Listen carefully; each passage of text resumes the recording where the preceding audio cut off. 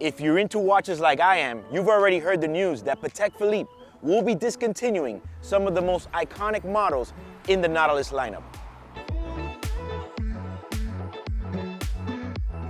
So this started off about a couple weeks ago with one of the major Patek social media influencers, Patekaholic, doing a post saying that a list of models were going to be discontinued. It was about 6 or 7 different models. The most dominant important ones in this lineup were 2 of the Nautilus lineup. For me, initially, I thought, how can this be? One being the 5711 in rose gold. That one, first off, made a little bit more sense because I said, okay, we've already discontinued the 5711, even though they came out with this slap you in the face last minute cash grab with the Tiffany dial, whatever.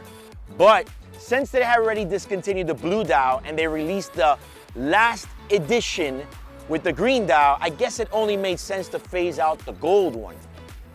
How else are you gonna revamp the entire 5711 lineup unless you get rid of all of them? But the one that really blindsided me, that caught me by surprise, was this one, the 5990. That is one that I really just do not understand.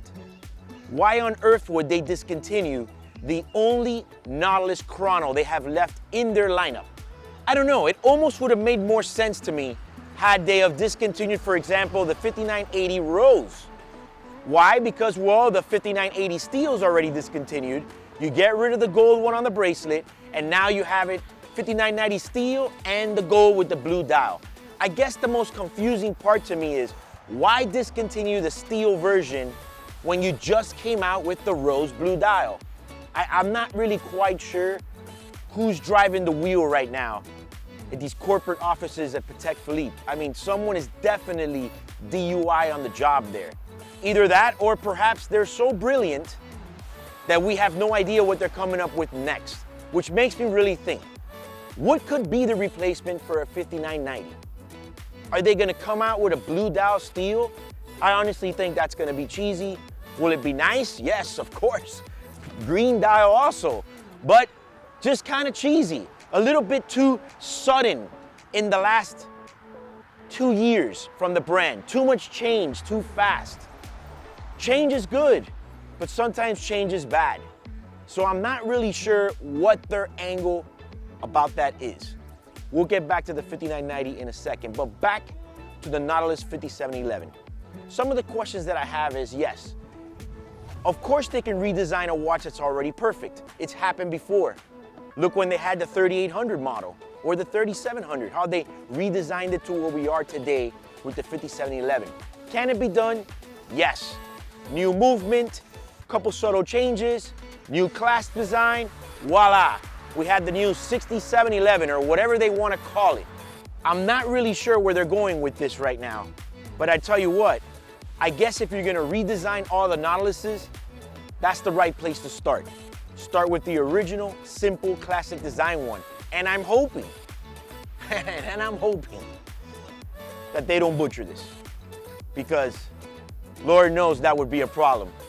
I don't know if you guys saw the meme that my friend the watch taster did on The Godfather saying, look what they did to my boy. I mean, that right there, in my opinion, hit it right on the head. That's exactly the way that I see it. Yes, I get it, it's a one-off piece for the owner of LVMH. I mean, if anybody can have it, it's him. But the question is it really necessary? Is it? I don't think so. I tell you what, Tiffany blue seems to be that color that everybody's leaning to right now to resolve everything. Take a look at this ridiculous Hublot Big Bang that just looks stupid, in my opinion, with that color.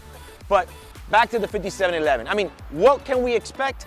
I don't know. We can only hope that they come out with an ultra elegant version of the new 5711, or just leave it right there for it to never return. But the way things are going right now, I highly doubt it. Prices.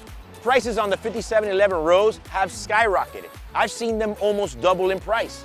They went from $200 to $340 in a week, just when it was rumors. Now today we know for sure it's official. You know that rumors are official when the watches are finally off of their website. And it wasn't until I saw that with my own eyes that I believed the news. Sure, Patekaholic is definitely a pretty serious source of information. However, you never know. They can still do what they want to do, or maybe he's in on it. But listen, it's official. It's no longer on the website, and prices have skyrocketed. The one thing that I want to know is, how come the 5711 steel hasn't made a ridiculous jump? Considering that the green Dow is so expensive, the rose gold is so expensive, why hasn't it made a ridiculous jump? When one of the models catch a lot of increase in price, it usually pulls up the other one behind it. Back to the 5990. You know, out of all of them, that's the one that really just confuses me. I'm not really sure. The model has not been around that long. I don't get it. What's the play here? This watch is seriously the replacement to possibly the 5980. Has a chrono, dual time zone. You kind of get a lot in one package. Where they're gonna go with this, I don't know. It's almost like Rolex discontinuing right now the Daytona without having a replacement. What could be the possible replacement for this watch? I don't understand what the play is, and with this, I'm very confused.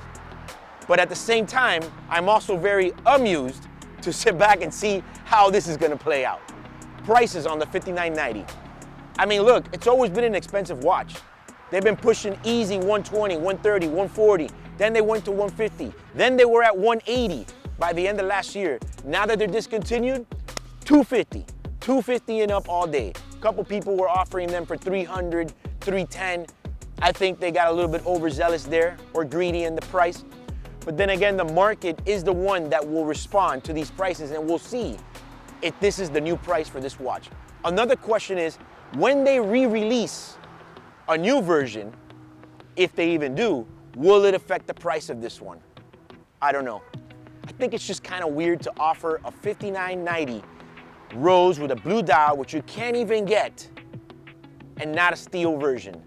I don't know if I'm a fan of that. We'll have to wait and see, but this is the latest news right now from Patek Philippe. And what will these cycles do next? Because right now, it's almost looking a bit of a gong show with the decisions that they're making. Feel free to comment below what you think about Patek Philippe's latest decisions in their boardrooms. And if you like this video, like and share it. Also, subscribe to my YouTube channel.